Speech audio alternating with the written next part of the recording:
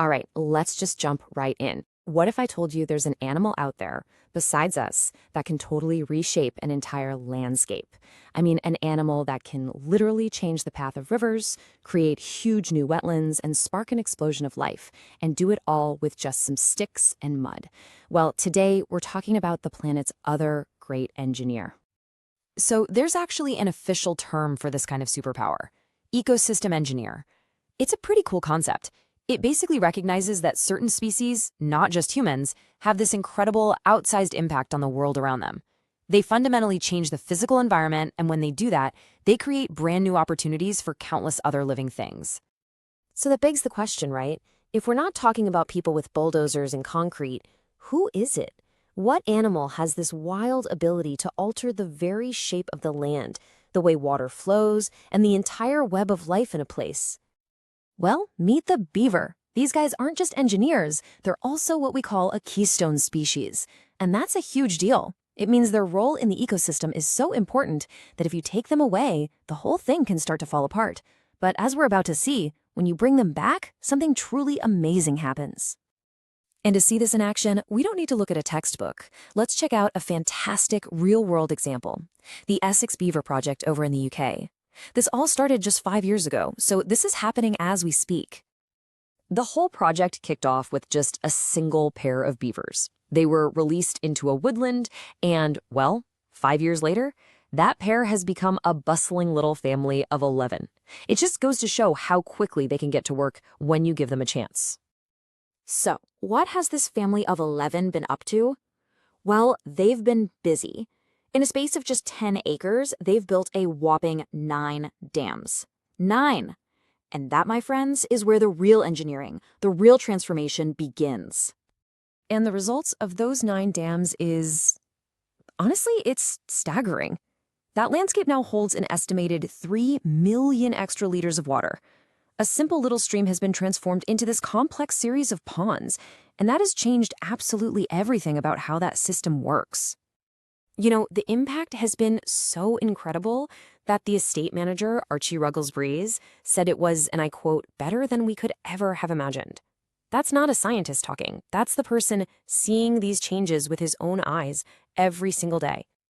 Okay, so this is the really cool part. How does this actually work? How can a little rodent with an instinct to pile up sticks cause such a massive ecological shift?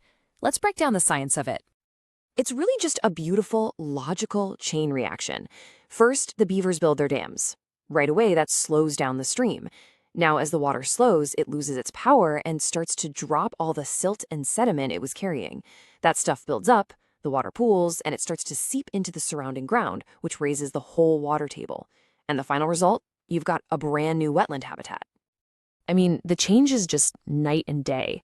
What was once a simple, fast-moving stream becomes this complicated series of slow-moving ponds, almost like a staircase for water. This new setup drastically cuts down on erosion. And get this, studies have shown it can actually triple the width of that lush, green, vibrant area right alongside the river. The best way to think about it is this: the whole network of beaver ponds acts like a giant natural sponge. When you get a huge rainstorm, it soaks up all that excess water, which helps prevent flooding downstream. And then, when things get dry, it slowly, gently releases that stored water, keeping the streams flowing when they might have otherwise just disappeared. But changing the shape of the land and the flow of water, that's just stage 1. That physical change kicks off a biological chain reaction, a real cascade of life that turns these new wetlands into absolute hotspots of biodiversity. These new ponds create the perfect home for a huge range of wildlife. First, the aquatic plants start to grow. Then, insects that love still water, like dragonflies, move in. And that, of course, attracts amphibians, reptiles, fish, birds, and other mammals. Suddenly, you have this rich, complex, thriving food web. And the very foundation of that food web, I'm talking the bugs, the worms, all the little critters, it absolutely explodes. Research has shown that the total weight of these invertebrates can be 2 to 5 times greater in areas with beavers. That is a massive increase in the amount of food available for everything else. It's an all-you-can-eat buffet. And it's not just more bugs, it's totally different bugs. The ecosystem completely shifts. The original critters that were adapted for fast-flowing water, like black flies, they're replaced by a whole new community that loves the still water of the ponds, things like dragonflies and sludge worms. You're literally swapping out the cast of characters.